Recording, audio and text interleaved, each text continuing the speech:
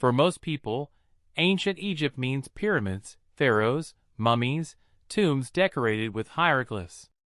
A mysterious civilization frozen in desert dust, building monuments for the afterlife. But beneath the myths and symbols lies something far more important, something that most historians never teach, even though it shaped human civilization for thousands of years. Ancient Egypt didn't just build pyramids. It built one of the earliest systems of taxation, accounting, redistribution, and bureaucratic data management in human history.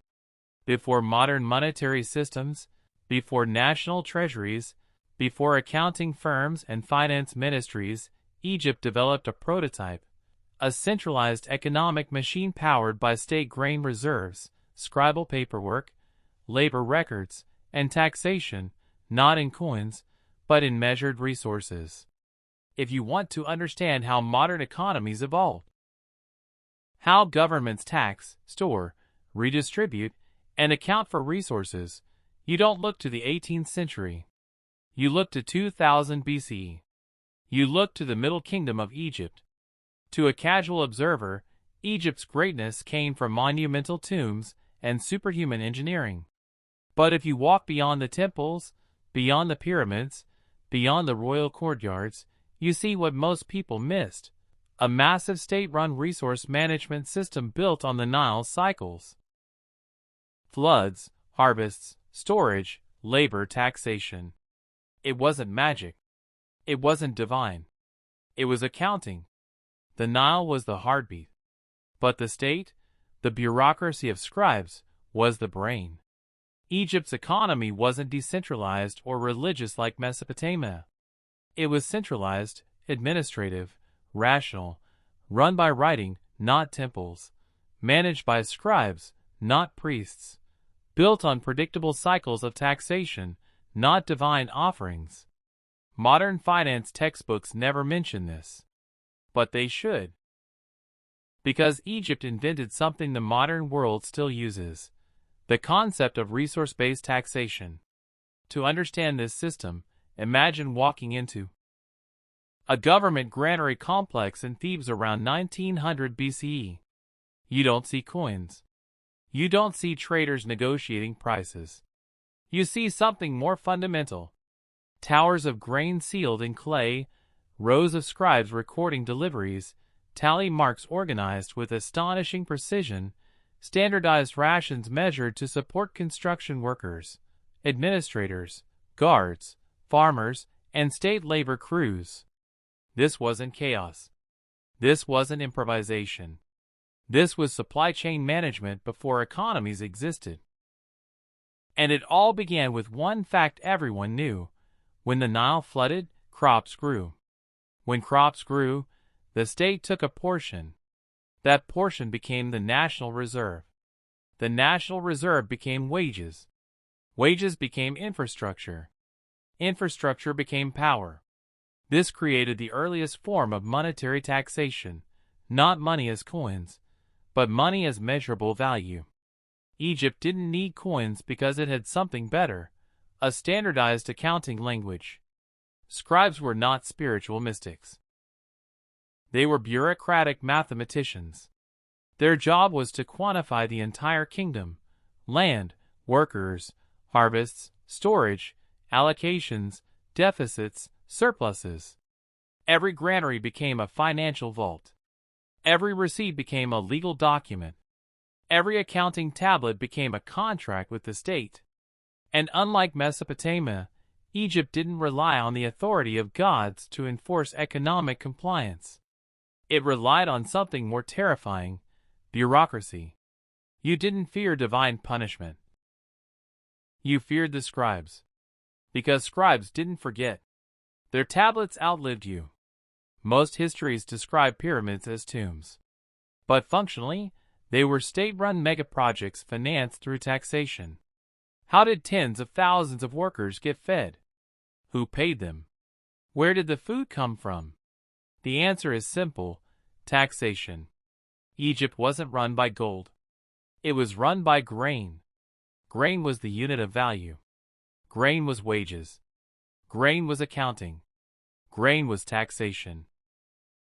Grain was stored in state granaries and redistributed through a system of highly disciplined record-keeping. This wasn't charity. It was economic system design. The state used taxation for 3 reasons. First, stabilization. Floods changed harvests. Reserves balanced uncertainty.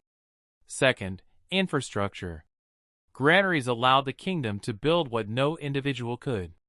Third, legitimacy. Taxation proved the power of the pharaoh, not by divine claim, but by administrative control. The pharaoh wasn't simply a king. He was the chief economist. But here is the twist almost everyone misses. Taxation wasn't the goal. It was the mechanism. The real innovation came after taxation: resource accounting. Egypt developed early balance sheet thinking.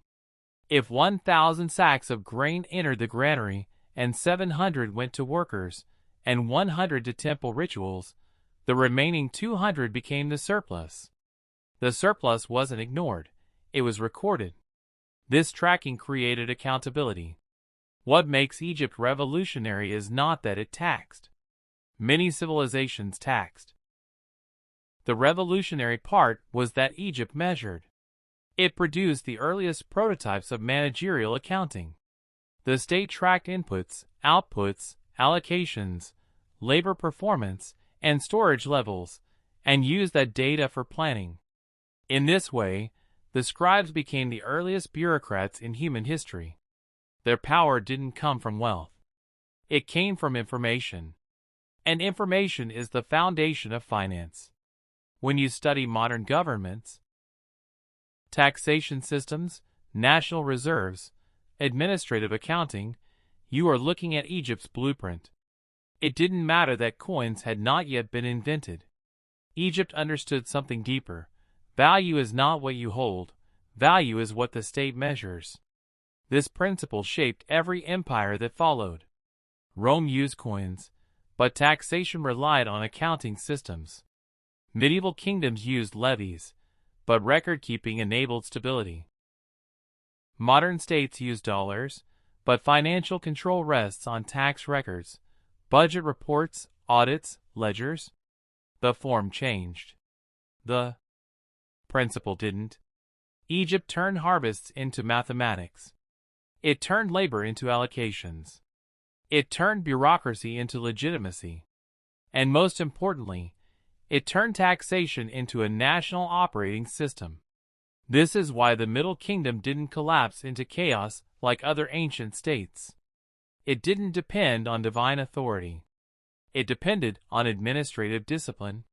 Scribes kept records not because they were boring clerks. They were the architects of economic continuity. Economic systems fail when people forget. Egypt's system worked because scribes remembered. And deep below the pyramids and temples and royal courts lies this truth. What made Egypt powerful was not stone, it was accounting. Because when you control the numbers, you control the kingdom. This is where the modern world begins. Not in banks. Not in Wall Street. Not in corporate boardrooms. It begins in the Nile Basin, 4,000 years ago, in the hands of scribes writing numbers on papyrus. The world thinks Egypt was obsessed with death, but its real obsession, the one that built its empire, was managing life. If this gave you a new view of ancient economics, subscribe. Because history is not just stories, it's the foundation of the systems we still live under.